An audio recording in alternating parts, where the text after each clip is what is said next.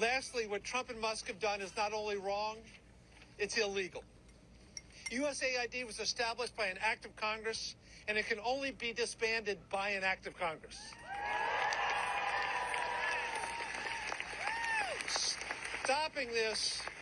Stopping this will require action by the courts and for Republicans to show up and show courage and stand up for our country.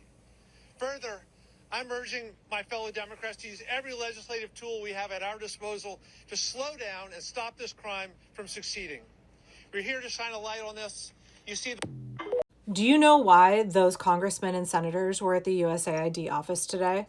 Do you know why they gave that press conference? It's because of you and me, the American electorate, pressuring them to stand up, to grow a spine, and to do their job and defend the American people from the coup that Donald Trump and Elon Musk are currently carrying out. And before I once again get another Trumper in my comments saying, it's not a coup because there's no violent military takeover, please Google the term auto coup and then get back to me. Those folks are there because y'all have been calling and emailing, you've been making social media posts, you've been pressuring your elected representatives.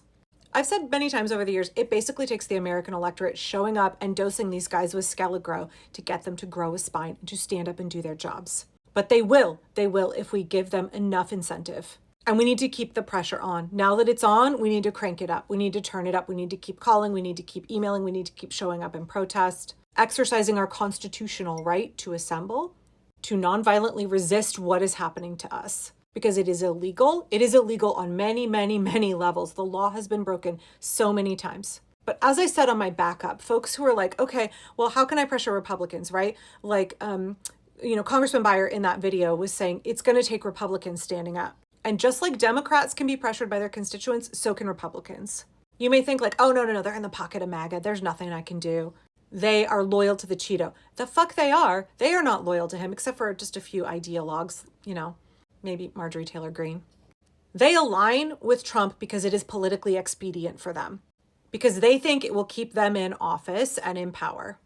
And the reason that they think that is they think that he has the support of his base, that Republicans are behind him. And the reason that they don't want to cross him is because they know he has a habit of weaponizing his base against other elected officials in his party, attempting to sabotage them if they dare disagree or challenge him. So they are only loyal to Trump because what they really are is afraid of the voter base.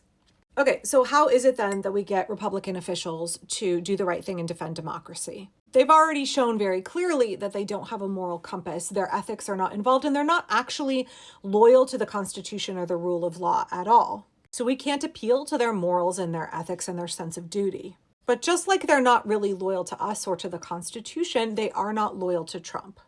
And so if they sense his approval is waning, that he is pissing off the American voter base, then they're going to start to pull back from him. They won't want to be associated with him. We already know he came into office with a low approval rating, and it has continued to fall. The policies he is rolling out are incredibly unpopular, and we're seeing things like leaving MAGA trending. We're seeing folks reconsidering. I have seen a number of videos from folks who are like, okay, I voted for Trump. I realized that was a mistake. So what do I do now? I thought that he was going to lower my grocery prices. And now he says that we are all going to suffer. We're all going to experience pain and everything's going to get more expensive. I just realized how much this is hurting the economy of my state. My job is on the line.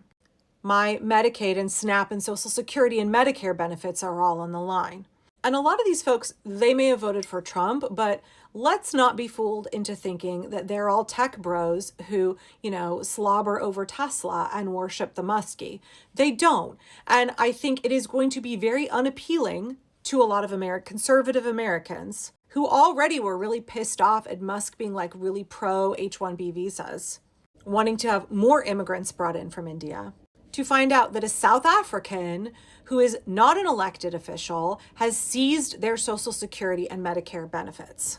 And he has done it with a pool of young men ages 19 to 25, who, rumor has it, a number of them are here on visas. I have not seen that confirmed yet, so just be aware. Who have no legal right to access those funds, control them, and control all of the information and trillions of dollars that they have now illegally, wrongfully seized control of. conservative Americans, the working class, folks who are living paycheck to paycheck, are not going to be cheesed at that at all.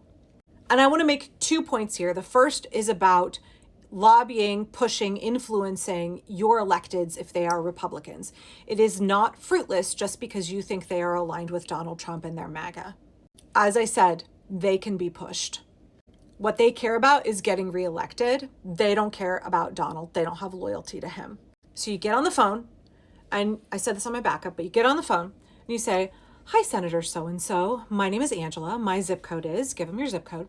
And then I always say, "I am a homeowner," if you are one. And I also say, "I am a small business owner." Say both of those things. If you're neither of those things, you can say something about your career if you think it will be one that appeals to the right. You can say, "I'm a mother of so many kids." You can say, "My husband and I are proud to be your constituents." They don't need to know how you voted.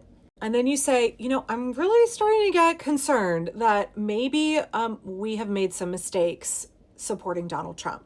I'm starting to be worried about how he is negatively impacting the economy. I'm worried about my business. I'm worried about the economy here in," enter the name of your state there. "These tariffs are going to cripple the following industries in our state. I'm really worried about the negative economic impacts for our state. And I don't want to get dragged into any conflicts, armed conflicts in other countries. We got to take care of our own here in America. And I'm really worried that Trump is about to drag us into armed conflict with Panama, with Mexico, with Canada. I'm like, we need to take care of our own here. And I think that's a waste of money. And that's not good for our troops." You got to kind of use their language. And then I would also say something like, "I'm really worried about Elon Musk's overreach. I am really worried about an unelected South African. Like, it seems to me," what do you think, Senator? Because it seems to me, or you'll talk to the senator's aide, it seems to me like he is stealing powers that belong to Congress. It really seems to me like he is taking your job away from you. And I don't like that because I trust you to do a good job for the constituents of this state. And Elon Musk, he doesn't know this state, and he is taking power that is yours, responsibility that is yours. He is controlling funds that you have a right to determine where they go, where they are allocated. That's Congress's money. That's Congress's role, and he's usurping that role, and that really has me worried. Senator, are you worried about how much power this unelected dude from South Africa is being given and how much power he is stealing away from the Senate and the House? He is taking away the powers of the legislative branch and taking them all to himself. Like, what is that going to do to Congress? I'm really worried about what that means for Congress's ability to do what's right for our country if we just let him take that power that doesn't belong to him. So I gotta say, I'm not approving of the job that Donald Trump is doing so far. I think it's not turning out to be a good deal for America. And I'm deeply concerned about what Elon Musk is doing, what powers and privileges he's taking away from you, my senator. That's all you gotta do. Say something like that. And then the other point I want to make, and some folks may disagree with me here, I've seen a couple of my mutuals say, don't waste your energy trying to reach out to Republicans. It's not your job to save them or to bring them over to our side. And I totally agree. People have to deconstruct from their political ideology on their own terms. But those folks will need a landing place. They will need somewhere to land. And if we don't welcome them over here, if we only accept them when they have perfect views, when we think they have done enough penance, if we reject all of them outright, they will just go back to the other side. And I know that that's going to make a lot of us bristle and that doesn't feel good. But weren't we just on the cusp of working class solidarity with all of the United Healthcare stuff? And that means having to work with people whose politics we have found really not good. And as those folks are starting to realize that Trump is bad for America, even their version of America, we're going to have to work together. And they likewise will have the ability to influence all of those folks in Congress. I just think this is not the place to play purity politics. Doing so has frequently hamstringed us on the left. And I think we're going to have to create a space for those folks because there are going to be more and more of them that are questioning what they voted for and realizing they done fucked up. And they're going to need guidance. They're going to need direction. They're going to need to come on board, and we're going to have to create a space for them. I think all of these elements, these are going to come into play over the next few days, weeks, months. And I hope that we can all stay energized and engaged because this is good work, and we can see that when we do the work, we get results. We're just starting to get results, so we need to keep the pressure on.